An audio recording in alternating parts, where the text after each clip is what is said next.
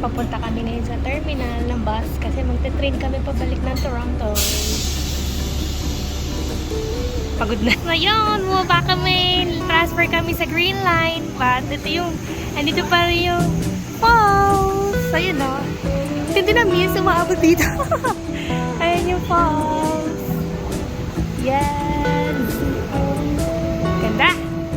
Ang ganda pa rin. Long Island is marked the international border between Canada and the United States.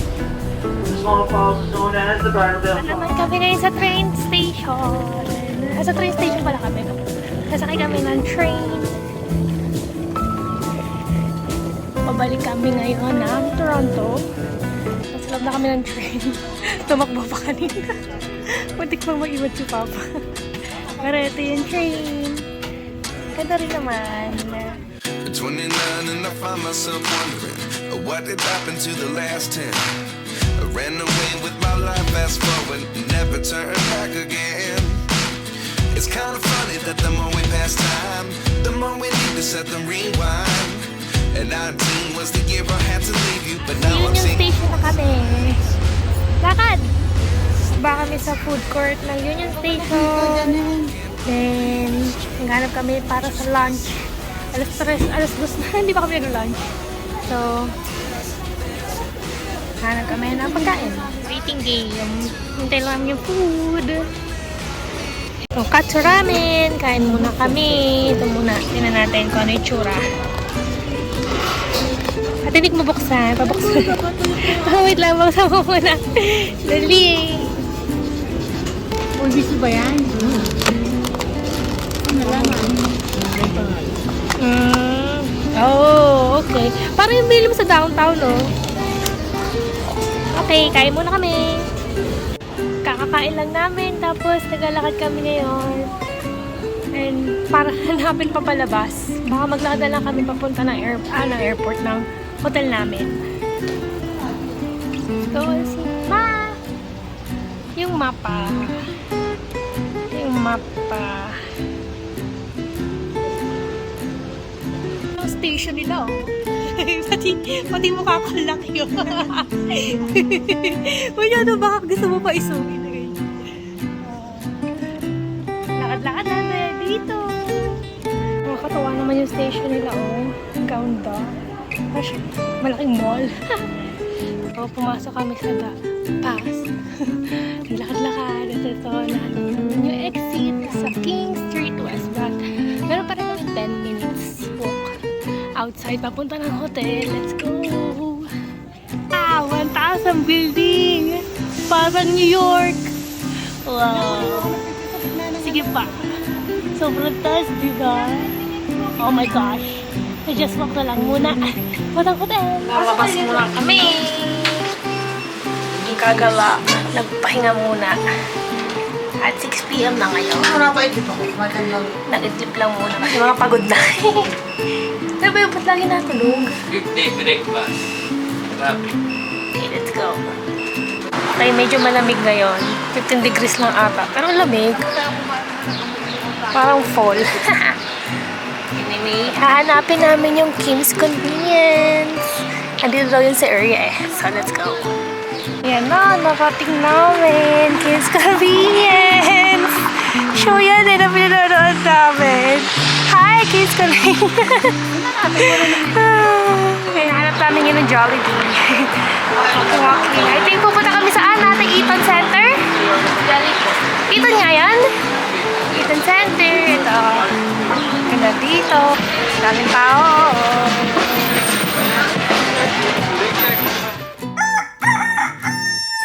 Good morning! First day namin ngayon sa Toronto. Kakaligo ko lang. Nagbe-breakfast sila sa baba. Kagabi. Pagod na kami. Ang ginawa lang namin is nagpunta ng Jollibee. Bumili ng dinner. Wala kami masyado napunta. Nagpunta lang kami dun sa Kim's Convenience.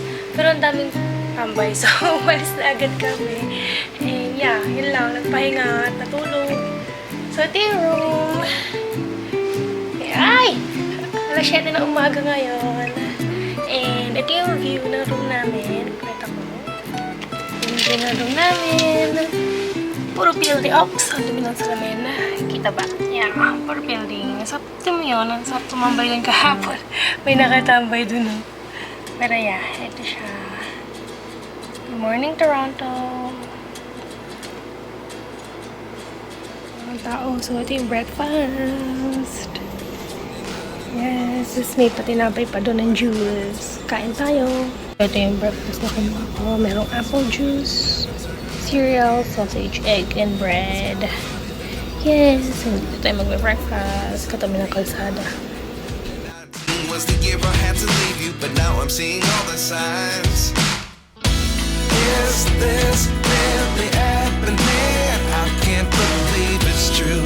I'm just as surprised as you.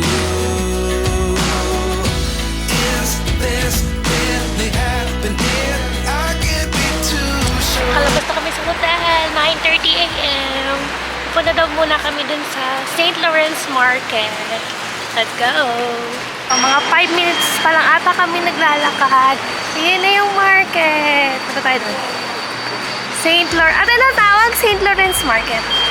St. Lawrence. Okay. Let's go. Let's go inside the market. Dito na sa loob ng St. Lawrence Market. Without you, I never could have moved away. But now I see what you teach. I do believe I always should have stayed. Yeah. Is this really happening? I can't believe it's true. I'm just as surprised as you. Is this really happening? Grabe.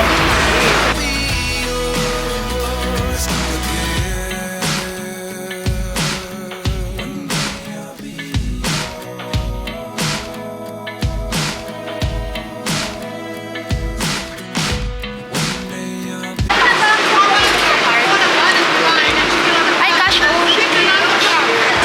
Sige daw ng tart. Titikman yung tart daw. Yan.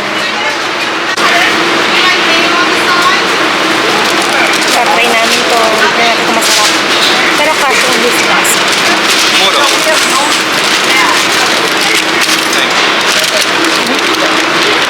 Yes! Let's try. Masarap kaya? Magkano isa? $2?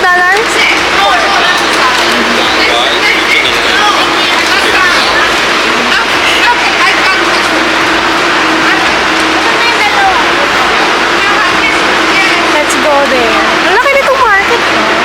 Nakakatuwa naman. And then mga cheese sila. And then itong mga souvenir shop. Let's try muna. Tikman natin yung ano. Tikman niya. 2. May ano na, yun na, wala na. Tikman mo ate.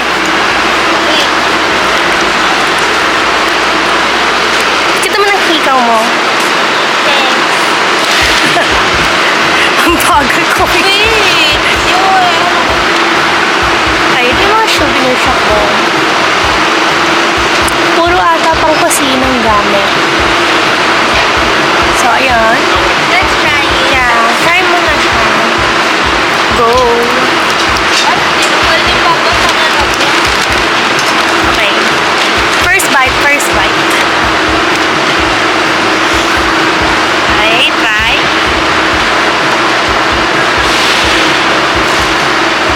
Kami sa market, then lumabas kami at punta kami dito sa Flatiron daw, sabi ng ate. Yan yung building. Yung building na yan.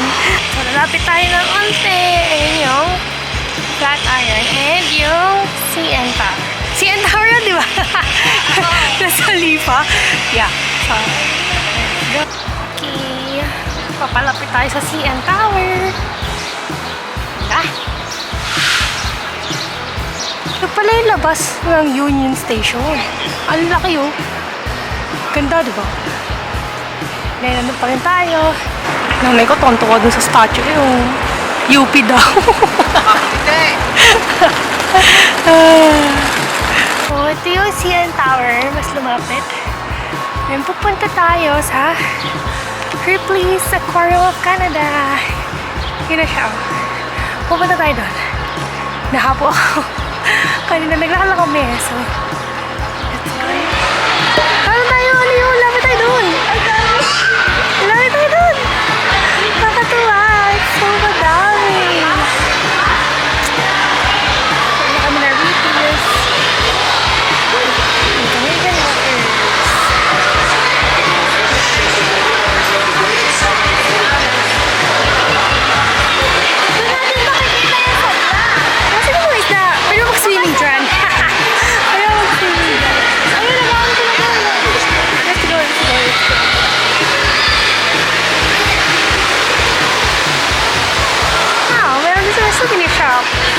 Ano meron dito? Stingray! Oh, stingray! Kita ba? Dapat sa ilalim tayo sa glass. Para sa ilalim. Later! Ayun! Stingray! Hello! Hello! Hello! Oh my God! Cute! Maganda ka! Kumaway na!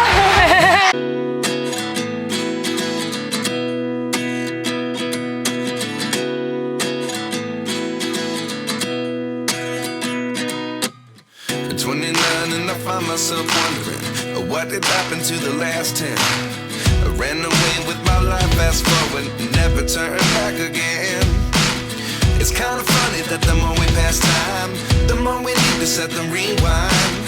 And 19 was the year I had to leave you, but now I'm seeing all the signs. Is this really happening? I can't believe it's true. I'm just as surprised as you. Is this really happening? I can't be too sure, but one day I'll be yours again.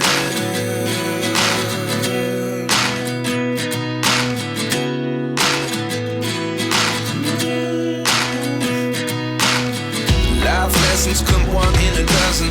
The other 11 give something from nothing.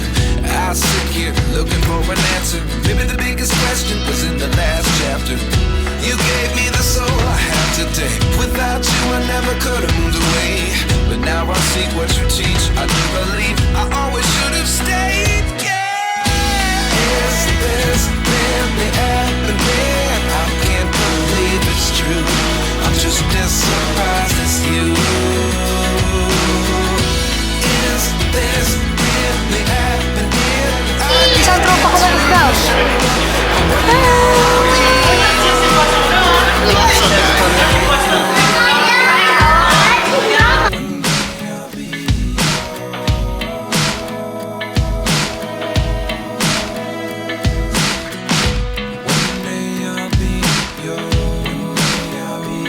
Kain yung Dory ba yun?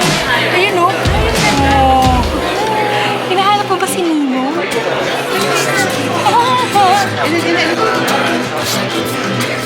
Gusto na talaga sa side na to. Dito tayo sa Dangerous Lagoon. No. No.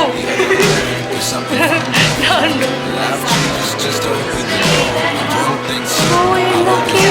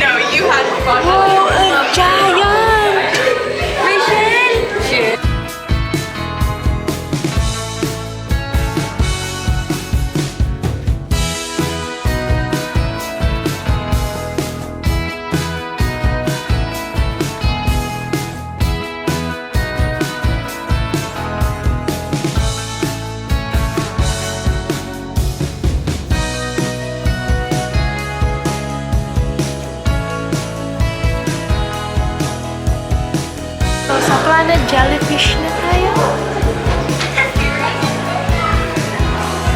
Ayan.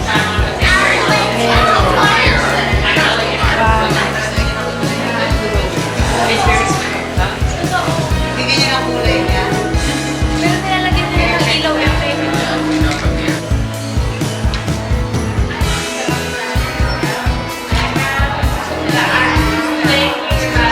We've got about 35 minutes left.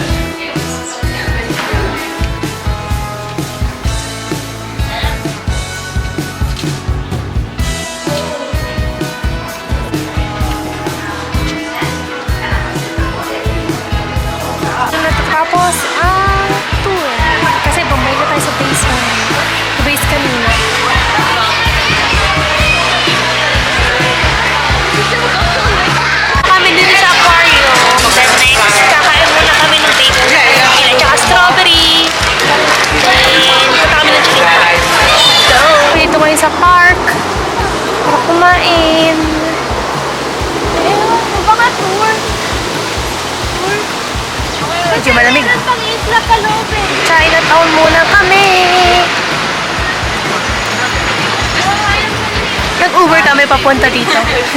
Kasi ang hirap maglakad, 30 minutes pa. Ayaw na lang maglakad. Yeah. Pinasok namin to, tapos lumabas ako. Tinan mo, mukhang tutuban. Tutuban ng Canada. Diba? Tutuban yan. Lakad kami. Andito kami ngayon sa Graffiti Alley. Pagka sa Chinatown. Tayo dito sa kanan. Okay. Doon sa kabila. Ito na ata eh. Yeah, puro graffiti. Okay, we'll go. Okay. Puro graffiti nga. Pati basurahan. Ay, grabe.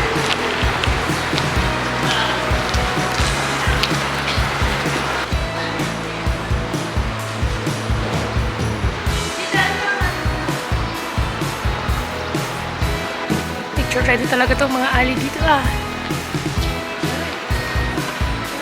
Graffiti alley, naglakad-lakad kami at nasa Nathan Square na kami. And ayun yung Toronto sign. Wow, laki na!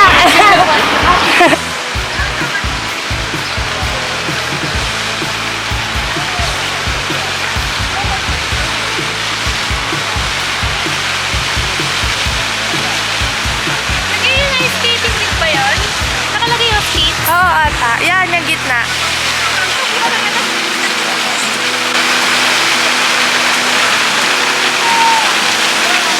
Nakaka-Japan yun ah. Kaya nga eh, mukhang Tokyo Station. Yeah. Nakaka-Japan po.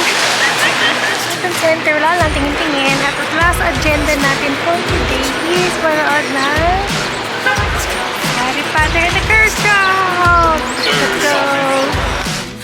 And 19 was the year I had to leave you, but now I'm seeing all the signs. Is this really happening? I can't believe it's true. I'm just as surprised as you.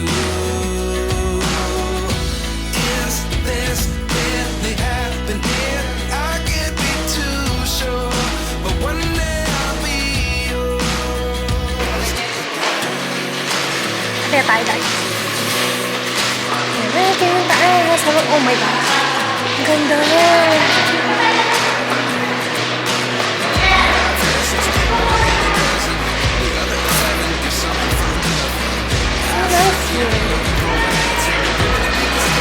In the last chapter, you gave me the soul I have today. Without you, I never could have moved away. But now I see what you teach. I do believe I always should have stayed.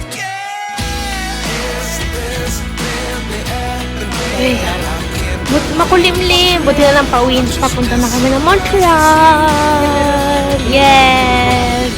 Sa Union Station.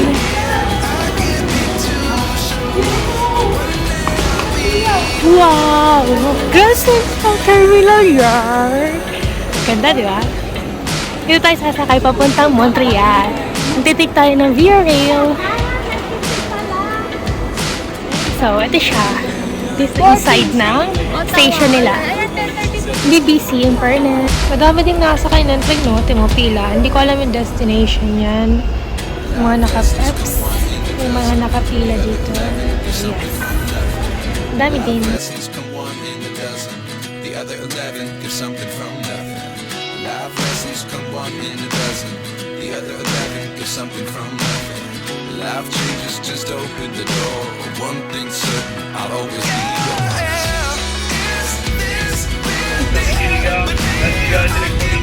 Stop muna kami sa Ottawa. Ottawa Station.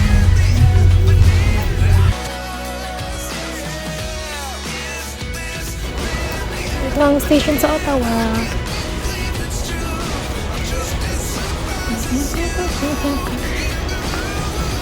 Ganda rin, malinis. Mas malaki yung sa ano ba yun? Toronto. Pero maganda rin naman yun nandito. Lalabas ka?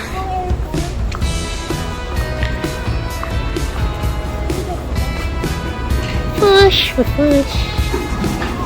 Medyo malamig. Mukhang airport ah. Ganda. Okay, balik na tayo lamig. Naman kami. Papunta naman ng Montreal. Ganun pa ang itsura ng train. Okay, Montreal Station. Ganda rin. Ang daming tao, ang busy.